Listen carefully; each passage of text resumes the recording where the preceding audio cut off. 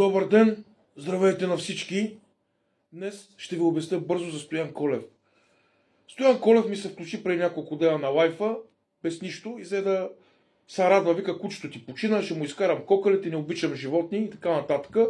Не мога да разбера, човек, който не обича животни, за мен не е добър човек определено, както хора му се радват. Явно на мода са такива индивиди, които не обичат животни в днешно време. И така нататък.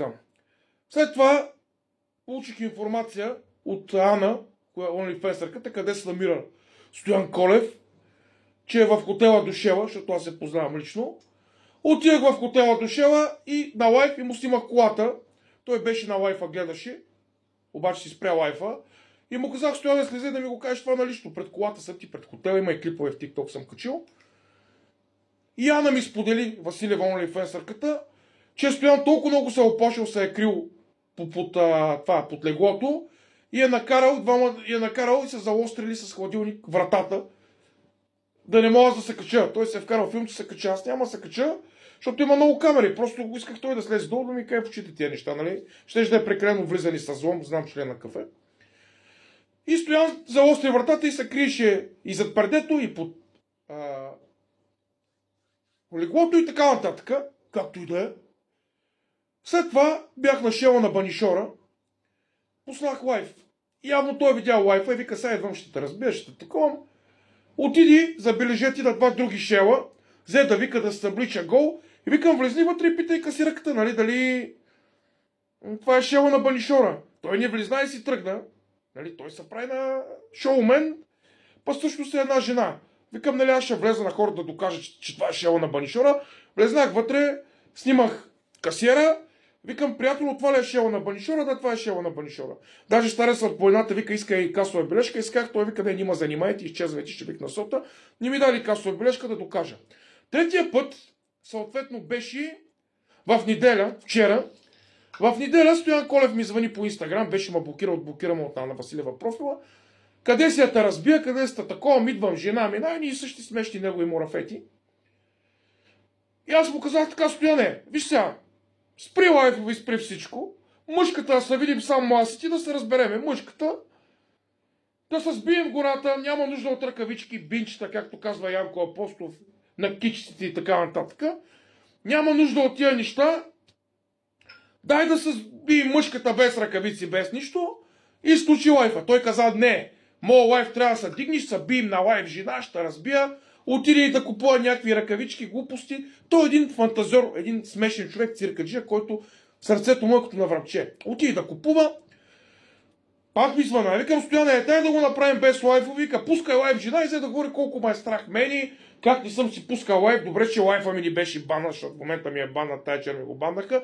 Нали имам късмет, че можах да пусна лайф. Пуснах лайф към 4-5 часа и му казах: Стояне, ето в Пловдив си, на Смиренски съм на парка, тренирам, правя кофички, заповядай. Идвам след 3 минути, жена, ще видиш какво ще стане, жена, идвам. Страх те е, знам, че те е страх. Викам: въобще не ме е страх, клоун.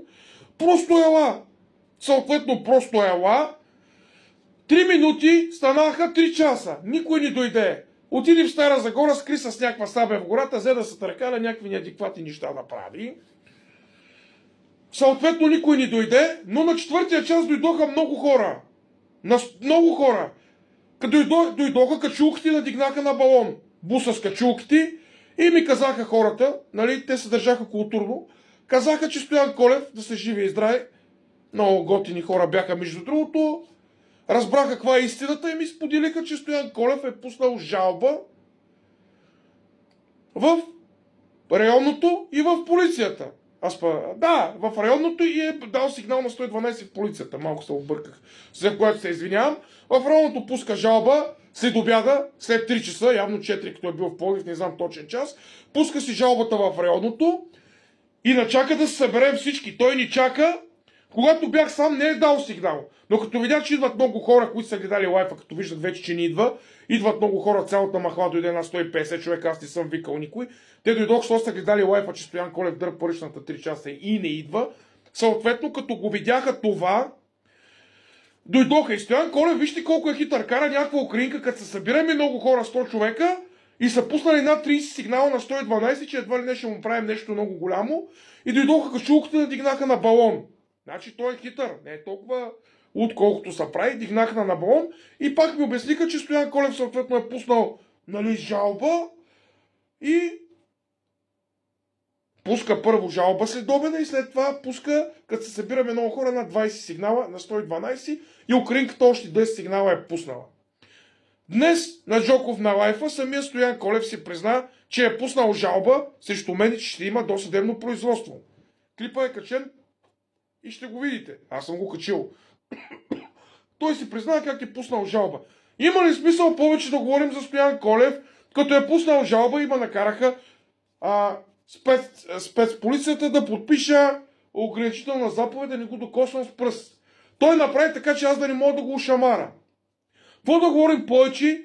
Човек, който пуска жалби, който се прави на мутра и пуска жалби. Има ли смисъл да коментираме такава жена? 3 пъти отивам, 3 пъти се крие, на третия път отиде и пусна жалба. Няма смисъл да се коментира такава жена наистина. Разбира, вика, жалба има. Ако влизате в ринга, жалбата ни въжи. Ти май не разбираш.